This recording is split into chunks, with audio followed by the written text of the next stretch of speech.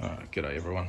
This video is just about removing the subframe, specifically the left side of the composite subframe from a 2020 model Husky TE300i. I had damaged my subframe on a ride. I just looped the bike out, and when the tail sort of hit the ground or a rock or something, it just broke that mount point there, which is part of holding on the rear fender. And some point later, during one of my many offs, I ended up cracking that mount point there. So this is obviously a new subframe that's just gone on. So yeah, I'm making this video because on YouTube I could not find any videos about how to remove that subframe, and never done it before, so I wanted to get some guidance, but yeah, there was nothing to be found. So I thought, since I've gotten to this point, I'll just do a video just to show you a couple of things that you might not be aware of if you ever have to do this yourself.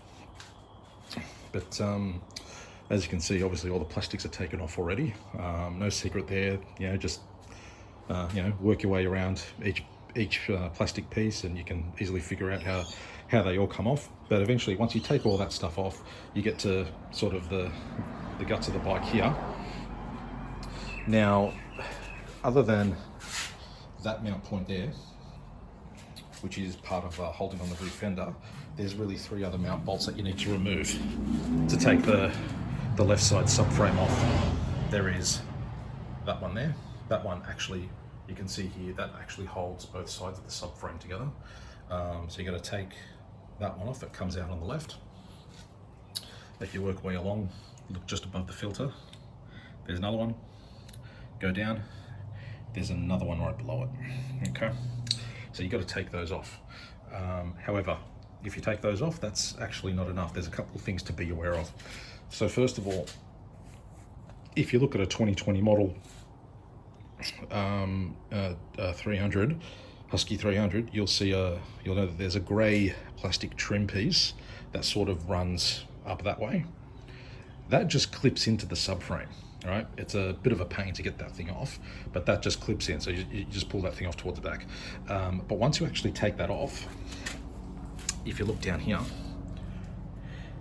right, there's a bolt there which attaches the subframe to the airbox, and you really need to take that off. I actually didn't know that bolt was there, so I tried to pull the the subframe off whilst that bolt was still on, and I ended up putting a crack in the airbox. Let's see if we can see it. If you just go down in here, there it is. Can you see that light coming through? So that's a crack just behind where that bolt mounts. So yeah, remove that piece of grey trim and make sure you take off that bolt. All right, very important. You won't get the subframe off unless you take that out. The other thing you got to take off is the battery tray. Now, if you look up here, I took out the ECU because I thought I needed to take it out just to get the battery tray to move. I don't actually know if I really needed to, maybe I didn't, but anyway, the way that the ECU is held on is just with these sort of elasticy rubber bits here. There's 4 of them. 1, 2, 3, and 4, and they just pull through those holes in the ECU. That's how that thing is held on. So anyway, I took that off. The other thing, in order to lift up this battery tray, to remove the subframe, there's actually this bolt here, all right? That holds this sort of bracket thing down, which is what holds the battery down. So you'll see that the battery's not there anymore. So you have to remove the battery in order to lift up the battery tray, and in order to remove the battery, just unplugged, just removed everything that was hanging off the terminals. I've got a battery tender as well, and then there's a thermo fan and everything. But yeah, remove what's on the battery, and you also got to remove these plugs here. I actually don't even know what they do, but anyway, I just unplugged them. So unplug those, take out everything that's off the battery tray, take off that bolt. That's going to allow you to lift this up and pull out the battery. Once that's done, you'll be able to lift up that whole tray out of the way. So take off all the plastics,